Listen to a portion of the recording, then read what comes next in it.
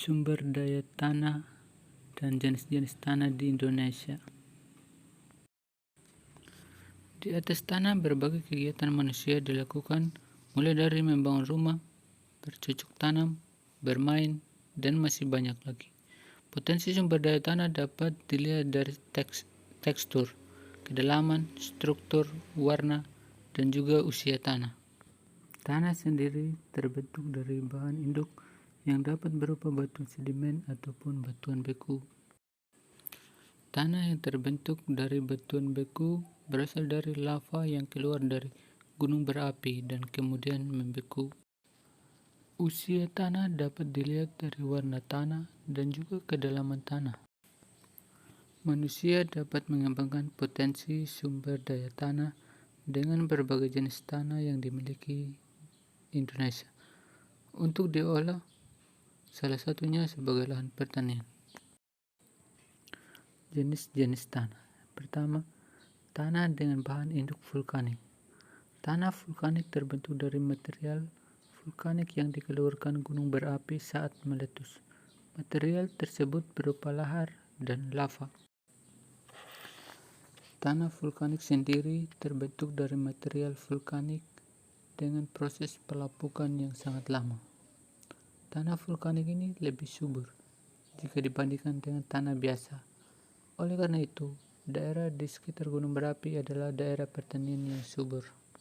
Yang kedua, tanah dengan bahan induk bukan vulkanik. Tanah jenis ini memiliki bahan induk yang bukan dari hasil aktivitas letusan gunung berapi. Yang ketiga, tanah organik. Tanah organik merupakan tanah yang terdiri atas tanah humus dan gambut, serta terbentuk dari pembusukan bahan organik. Tanah humus sendiri memiliki warna kehitaman, mengandung bahan organik, memiliki tanah yang sangat subur, dan tanahnya mudah basah. Tanah humus ini dimanfaatkan masyarakat sebagai lahan pertanian. Tanah sangat vital peranannya bagi semua kehidupan di bumi, karena tanah mendukung kehidupan tumbuhan dengan menyediakan hara dan air, sekaligus sebagai penopang akar. Struktur tanah yang berongga-rongga juga menjadi tempat yang baik bagi akar untuk bernafas dan tumbuh. Tanah juga habitat hidup berbagai mikroorganisme.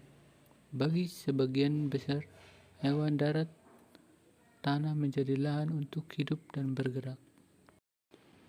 Dari segi klimatologi, tanah memegang peran penting sebagai penyimpan air dan menekan erosi.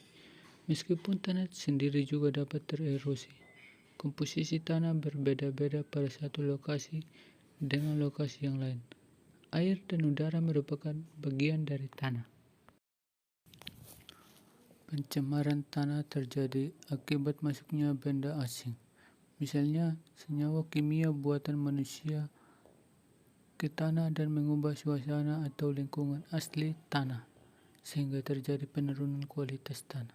Pencemaran dapat terjadi karena kebocoran limbah cair atau bahan kimia industri atau fasilitas komersial.